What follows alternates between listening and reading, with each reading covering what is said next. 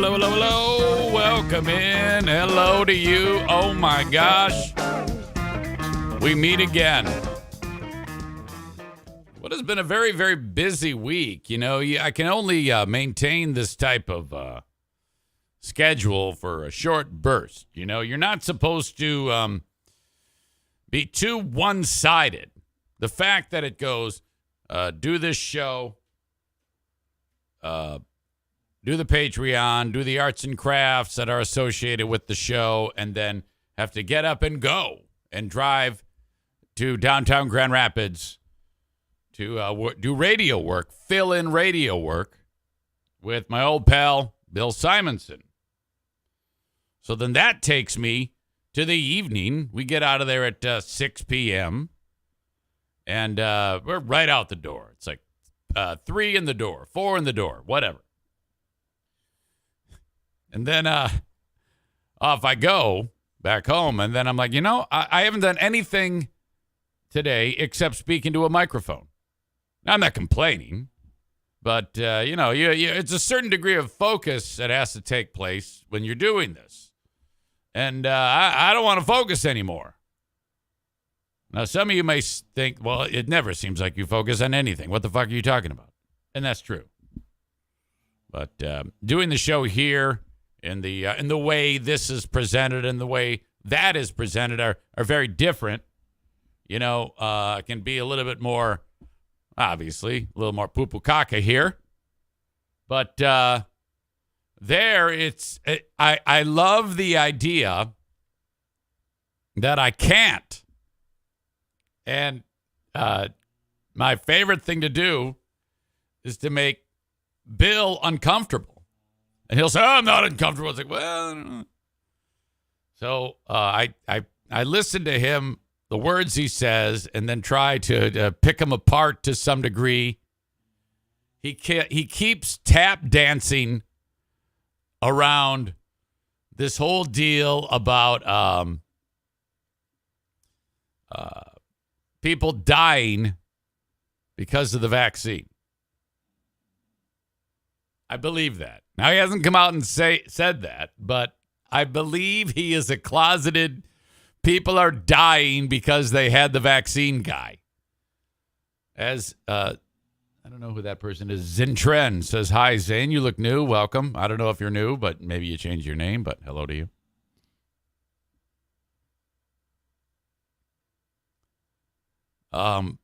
Like there was some guy who died yesterday at age 25.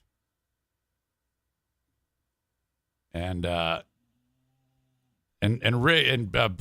Blue State Rob says, call him out on it. I did yesterday. I go, you strike me as one of those guys that actually said that the same thing I just said. He goes, no. I go, you're getting dangerously close to becoming one of those people that seems to suggest that. So I actually did bring it up to him on the air. And he immediately was like, I'm not saying that. Because some guy who used to play for the Lions like a year and a half ago is dead. And, all you need to do is have an announcement that someone died without a cause of death. And then everyone's going to go, oh, my God. My huge opinion is. So Bill suggests to me that, oh, no, I'm middle of the road. I'm one day I'm a little right, one day a little left. I'm like, I don't know about that. Hold on a minute here. I mean, I don't want to go too far down this rabbit hole because you're not here to defend yourself, but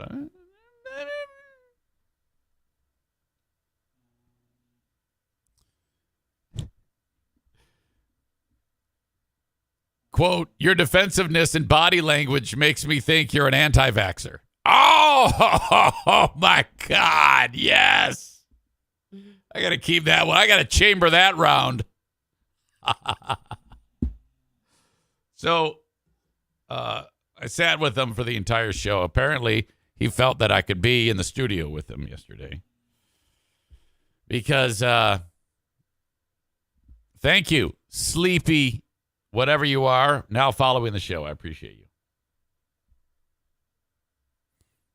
I was in there with Detroit Lions writer, beat writer, blogger Jeff Risdon, who I just met recently.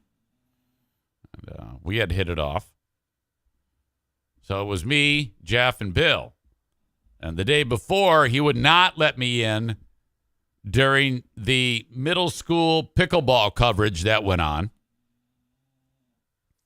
And today, he's also not letting me in because I'm not entirely sure, but I think what's going on is he's concerned about the dynamic between him and I, the ball busting that goes on between us. I think he's kind of concerned about the position it puts the middle person into, but he knows Jeff yesterday so well, and the other guests we had, Knuble, Dog Thompson, and Jeff Striegel from Berlin, that he's like, okay, they're fine, but if I bring in the president of the Pickleball Association, the Middle School Pickleball Association, he's not going to know what to do with Eric.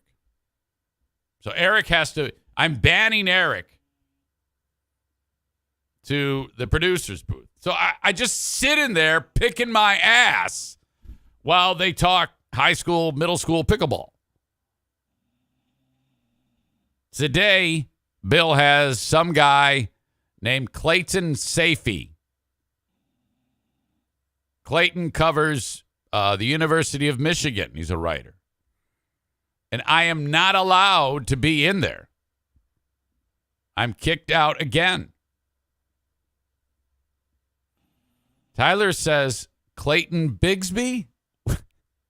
Thank you for that. I will chamber that round.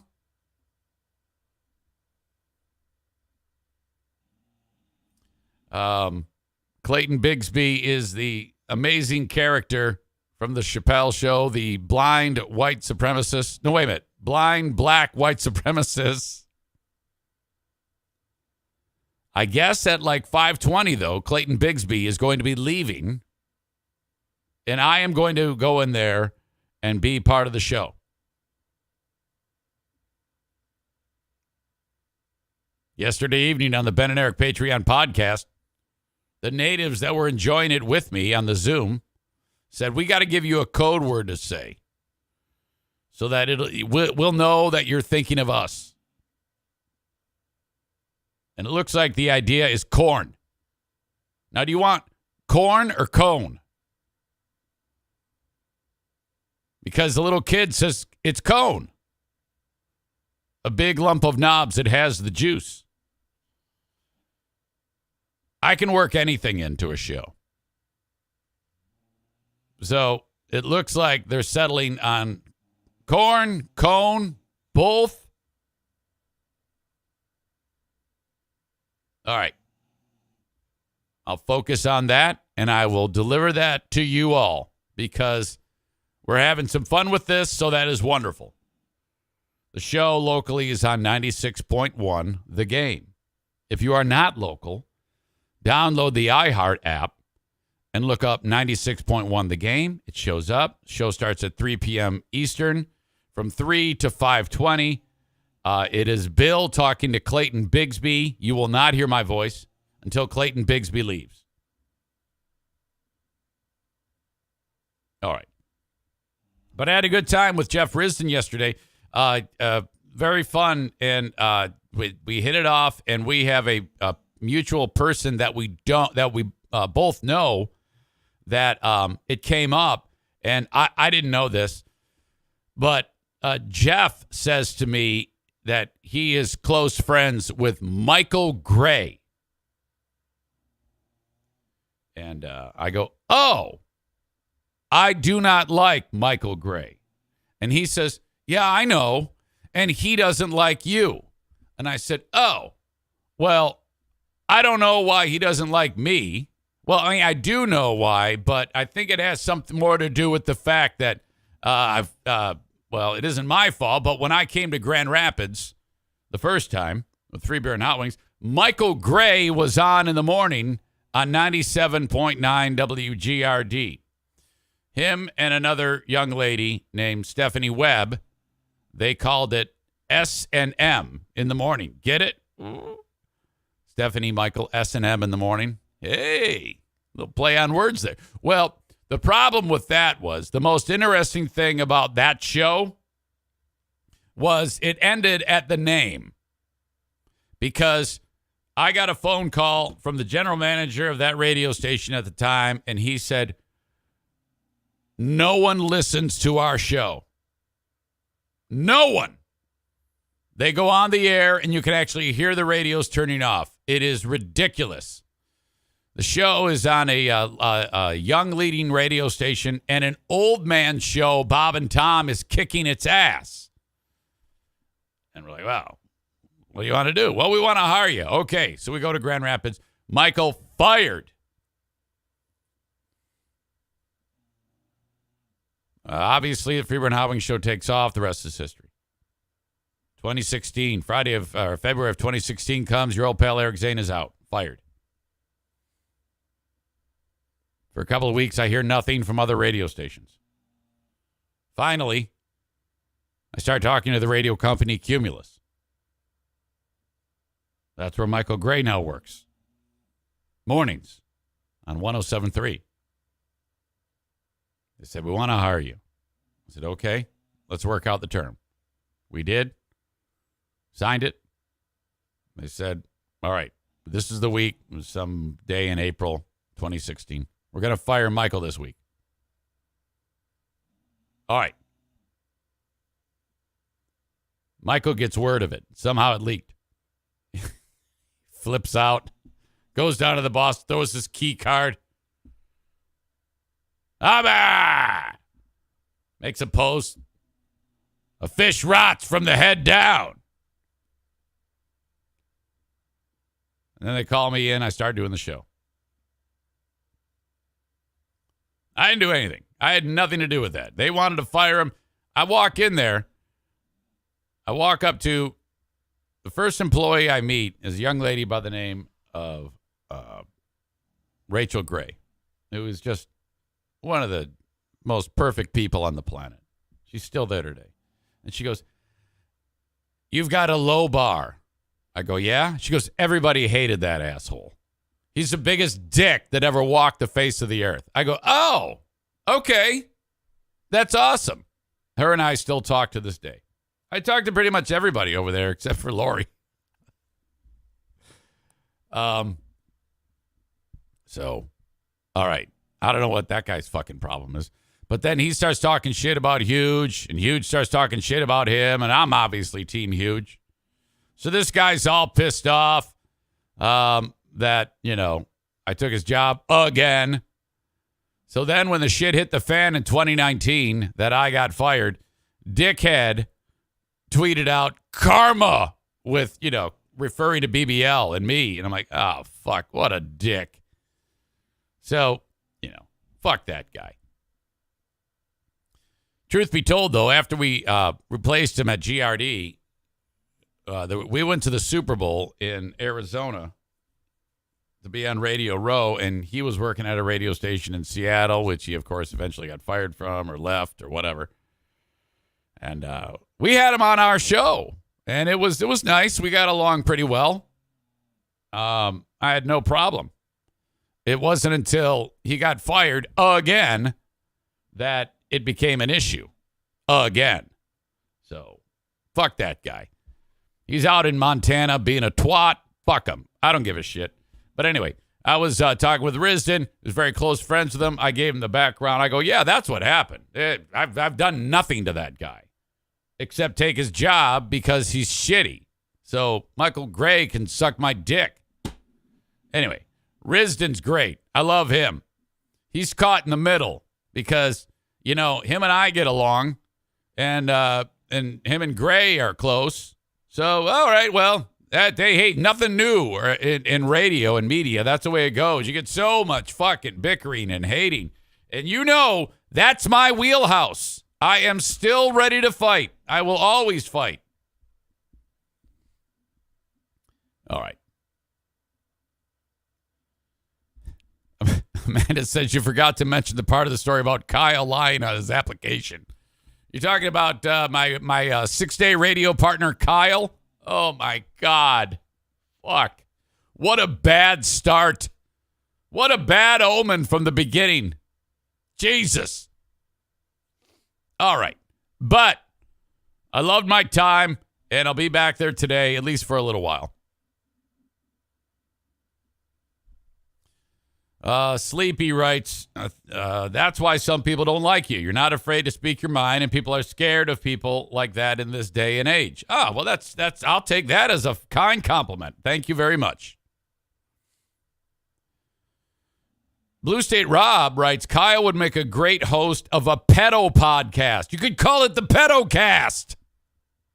Absolutely. At the end of the day, I'm right and everyone else is wrong. Okay? That's the game I play. That's the hill I die on. All right. Happy to be with you. The show is brought to you by Baldwin Ace Hardware. I should say I'm in the Baldwin Ace Hardware Fear Bunker Studio. Baldwin Ace Hardware, a beacon of DIY awesomeness in the Northland.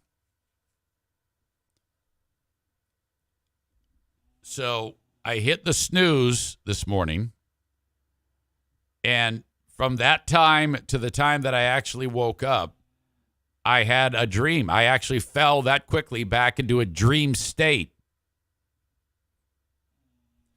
The next thing I know, I screamed again. Second time in 2 weeks.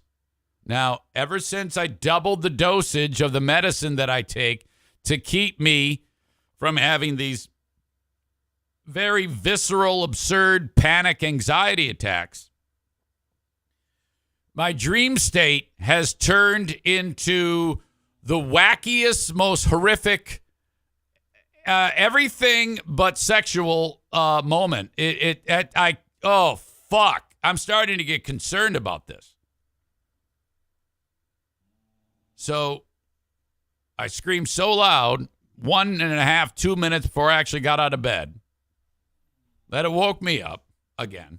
I knew I had screamed, and I know it's kind of like a very high pitched. It sounds, and I'm like, wait, I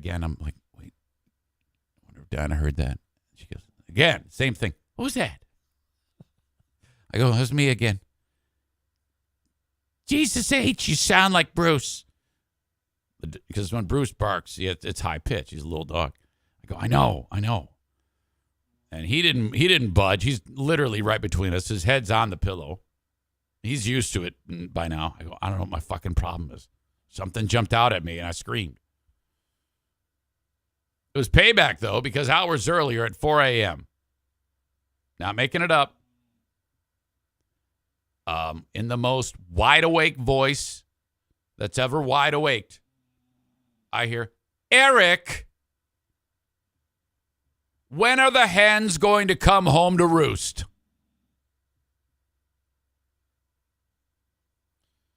And I wake up and I go, I don't know. Are you sleeping? She goes, yeah. I'm actually talking to a dream at this point. I can see that her little eyes are open.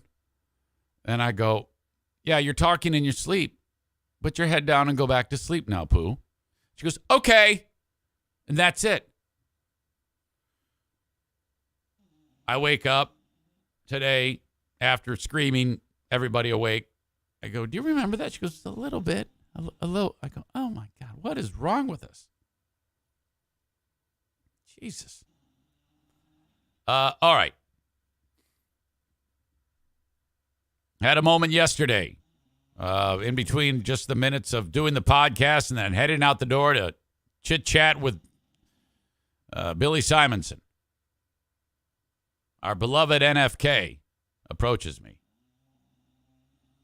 And not an easy task for him to do would be putting a Band-Aid on his finger. I know this because when he had just a paper cut a few months back, he was bleeding all over the house, trying to get it to stop. And was struggling, and I had to help him. His fingers just don't work. They can, grab stuff. If he's going to pick anything up, he's going to do it like this. Like a phone would be picked up like this with this really clumsy grab motion, like kind of like a crab. Crabs have more if you gave a crab a unopened Band-Aid, an Alaskan king crab, that crab would have an easier time opening up the Band-Aid and removing the shit and putting it on his crab skin than the NFK. He's got feet like a fish and hands like a crab. I see him. He managed to get the actual outside paper off. He goes, "Hey, Eric, can you help me get this on my finger? You fucking shit. Fuck shit. Can you help me get this on my finger? I need this Band-Aid on my finger. Fuck shit." I go, okay. And so there's right on in between the knuckles on the middle finger. It's like this very bad-looking, deep, seepy abrasion type of bleeding catastrophe. It doesn't look good. And this has happened before, but then he takes that finger and goes right in his mouth. Licks it right off. Everything that's on that finger is now a fucking hors d'oeuvre. What is on his finger that then goes in his mouth looks like that one Metallica album cover with the blood and jizz on it, which is a thing. Forget the name of that album. Yeah, it's a true story. They actually took blood and jizz and put like a slide you used for a microscope over it and then like took a picture of it. That's what's on his finger. Blood and jizz. Right in his mouth. I go,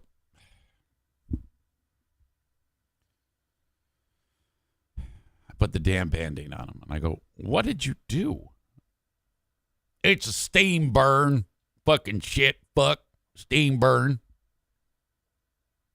I go, "Steam burn? Them fucking Swedish meatballs. I heated it up and I took the plastic off and it was so hot it burnt the shit out of my fucking finger. Fucking shit. I gave it the finger, the good one, and told it to fuck off." Oh, so he heated up the food, the Man-Vour frozen dinner, so fucking hot that he burnt the shit when the steam came out. It's a deep burn. I think it raced past second and went to like third degree. I mean, it's like Freddy Krueger on that finger. I'm like, Jesus fuck, man. Shit. I think he'll be okay. But incredible. Come on, man. Take it easy. All right. For those folks that are watching the show on Facebook, Twitter, YouTube, it's time to say goodbye. I'm going to kick you out, but remember, if you want the full show, by the way, the Metallica album is called Load, of course.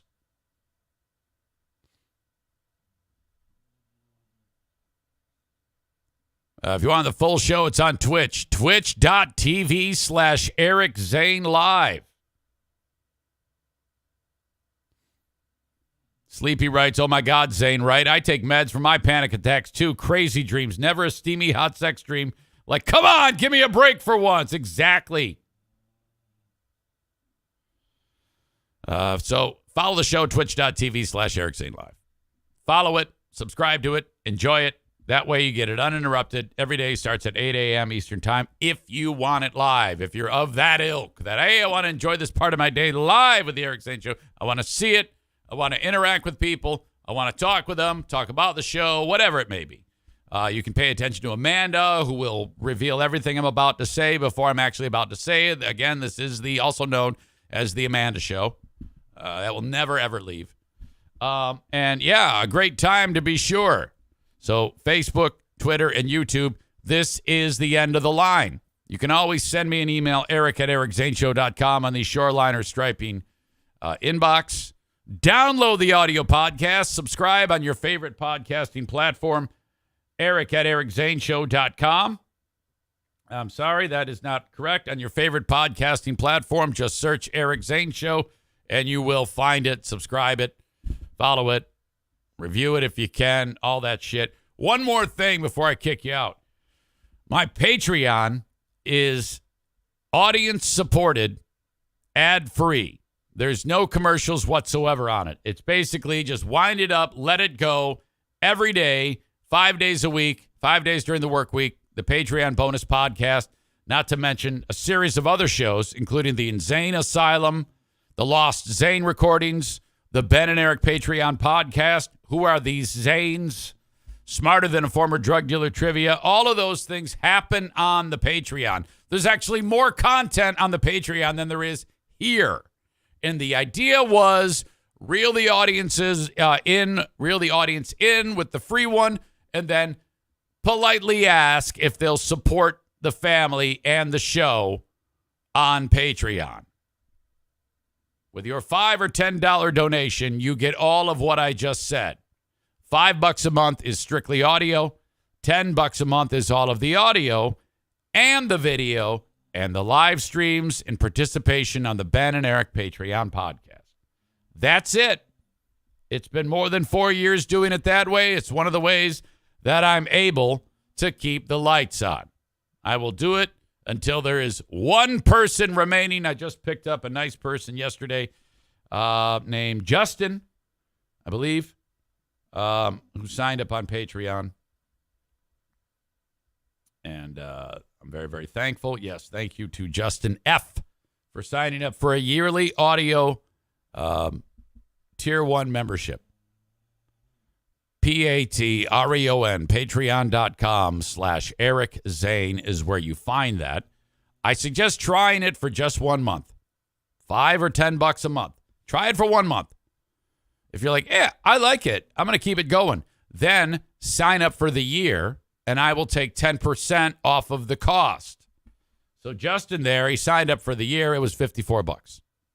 If you want tier 2 with all the video shit and stuff like that, then it's $120 if you go month to month, $108 if you sign up for a year. All right. Ryan says the Patreon supporters also get one ad slot. They've decided to put a grisly photo of a creepy cradle robber with a goatee in its position for this week.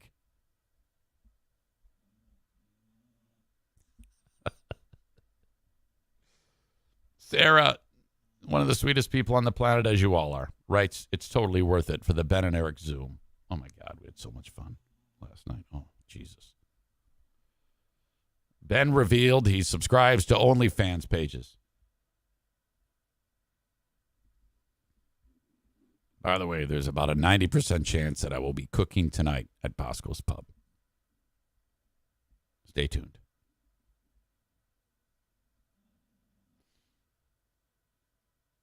Mama Goat 77, thank you, says, I started the Patreon a couple weeks ago, and I really like it. I will keep going with it. Well, thank you so much.